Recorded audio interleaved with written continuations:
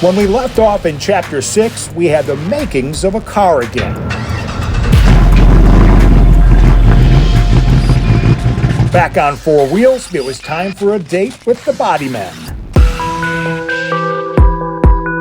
It was poet William Langland in his 13th century poem titled Pierce Plowman that coined the phrase, "Patience is a virtue." We're not sure if he had a car in the body shop, but surely that's what he meant. And it's hard to gauge, when you say, okay, we should have that done in X amount of time. It always runs a little bit longer because you're always running into little things that you weren't expecting. Big problem with these cars is they didn't have any gaps, so everything has to get widened up and spread out, and they just weren't built that way. So when we do that, the car gets longer. It don't seem like much, but when you add an eighth of an inch here, and you add an eighth of an inch there, and then you add another eighth there, at the end you got 3/8 of an inch of extra metal that you have to do something with it. So we have to cut it off and re-weld it usually, and then the aftermarket parts, they don't ever fit. He's very meticulous at what he does, and he doesn't want to pass something off that's not complete. I guess I appreciate good-looking things. I just appreciate good looks. I've always been really fascinated with appearance, as far as vehicles, motorcycles, stuff like that.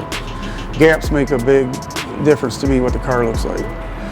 A good paint job with bad gaps is not a good paint job to me.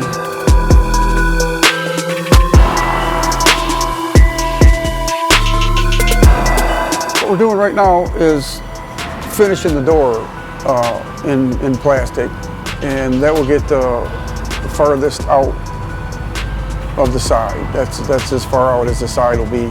So once we get the door straight, then we can run off to the quarter panels and the fenders and flatten those off to the door. But the door has to be first because it has to stay where it is. It's real easy to shape while it's still tacking up, where if I let it dry all the way, it gets hard, and then it's a lot harder to shape it. So if you catch it like right in the middle of it drying, it knocks down real fast.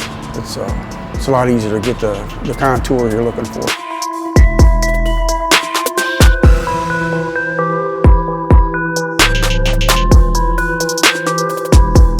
The high spots you beat down, the low spots you bang out. You had some bad spots on your doors where somebody had done something at one time or another, I don't know, but they were really swelled up. So we had to go over top and shrink the metal down, get it down to where we could fill it. It's like they say, you can't fill a high spot. So we beat it in, or shrink it down with some heat, or cave it in with my foot, put some fiberglass over it. If you start trying to cut corners or hurry it up, you're going to spend the time on the other end fixing it anyways. So why not do it now and do it right, and then it just flows much better. What do you hope people say about your work when it's all said? Well, I hope they say, wow, look at that. But it's just not me, There's a whole bunch of guys here that's, it ain't just me. There's a whole team of guys out there doing it. It's time, and time is money, and it's just the way it goes. The more time you spend on it, the more it goes up. But no, they're doing good. Like I said, I thought we'd be a little bit further ahead, but under the circumstances and everything that Dwayne had to do, I'm happy where he's at. I'd say the next 2 weeks this will be primed.